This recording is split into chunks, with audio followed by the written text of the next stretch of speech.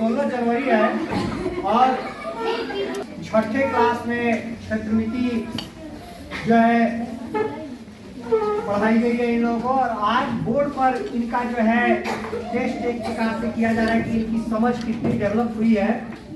सवाल में इनको आयत, वर्ग, त्रिभुज, वृत्त इत्यादि के बारे में समझाया गया है, उसकी परिभाषा भी बताई गई है और साथ में उसके फॉर्मूले भी हमने बताया है। नीतीश खड़े हो जाओ। आयत की परिभाषा क्या होती है?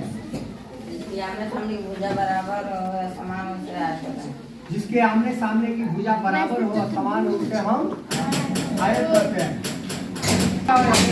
तुम बताओ वर्ग की परिभाषा क्या होती है?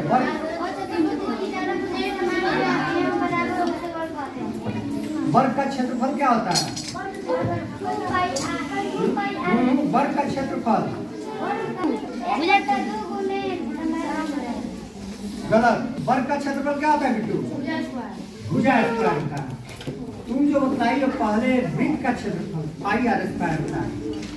वशिष्ठ देखो बनाया यहाँ पे आयत का परिमाप देखेंगे, यहाँ पे लंबाई भी दे दी गई है, चौड़ाई भी दे दी गई है और परिमाप जानते हैं 2 इंटू लंबाई जोड़ चौड़ाई होता है और आयत का क्षेत्रफल जो कि लंबाई गुणे चौड़ाई।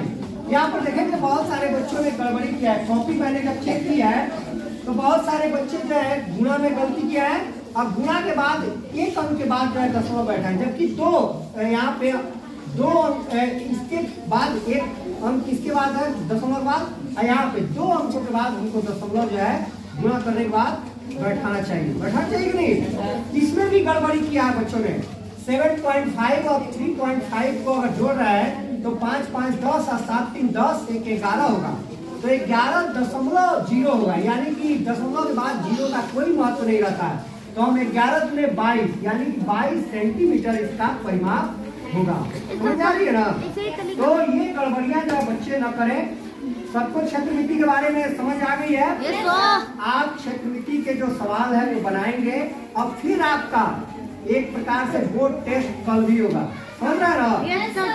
और सभी बच्चे प्रश्न जो है घर पर बनावे, जो भी समझ नहीं आवे स्कूल में लेकर के उसको आएंगे पूछेंगे।